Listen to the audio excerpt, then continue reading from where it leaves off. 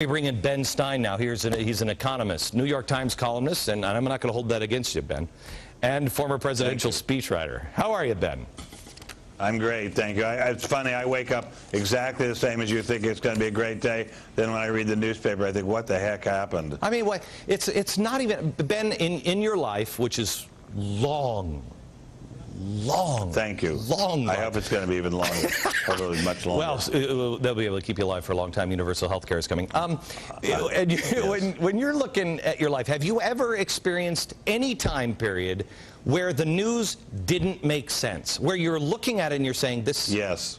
When was it? Yes, under Carter. Under Carter. It was this insane? Carter was also... yeah, well, both Carter and Obama share a fundamental dislike of capitalism, fundamental distrust of freedom, fundamental distrust of individual rights, and are just doctrinaire liberals, but with a capital L. Okay, so let's just go through some of these things.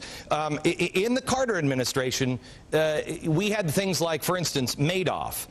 Madoff goes to jail, everybody is celebrating, but yet I haven't heard anything about the people in the SEC that were warned time and time again. Those people are just, they're gone. We don't even know where they are now. Right. I wrote about this for the American Spectator. When we have trials of the bureaucrats who are responsible for letting Madoff get away with this over and over again, even though they've been warned in writing and in detail. 8 times by one guy. Yes, by Harry Markopoulos, whom I know is a very smart, credible guy. They let him get away with it. Why aren't those SEC bureaucrats being put on trial? And let's remember, it is those same pointy-headed bureaucrats who are going to be in charge of energy, who are going to be in charge of pollution, who are going to be in charge of whether or not you have gasoline for your car, whether or not... Nobody's saying a damn word. Says, so this cap and trade is based on a fantasy, which is that if we cut a little bit of pollution out of the U.S., even if China raises its pollution by 50 times, the Earth will be better off. It's just nonsense. That is a nonsense solution to a problem which may not even be a real problem. Can you throw? We're going to turn this country in knots. Throw the pictures of the people at the SEC that were warned. We can only find 2 of them. There are 3 people. We can only find 2 of them. We don't even. One's teaching at a college. One, I think, is still at the SEC. One, I think, is a mom or something. We don't even know where she is. Nobody is questioning. The government can't even look into these 3 women to see if what they knew, what they did, because it's against, I think it's against the union rules. So you can't. It may well be, but we will know we've got a really responsible president when we have a president who puts the bureaucrats on trial. I mean, Madoff obviously should go to prison for the rest of his life, and many people who helped him out at his firm. But what about the people at the SEC who enabled him? What happened to them? What about the indictments at Fannie and Freddie? Far bigger than Enron ever was. Far bigger scandal.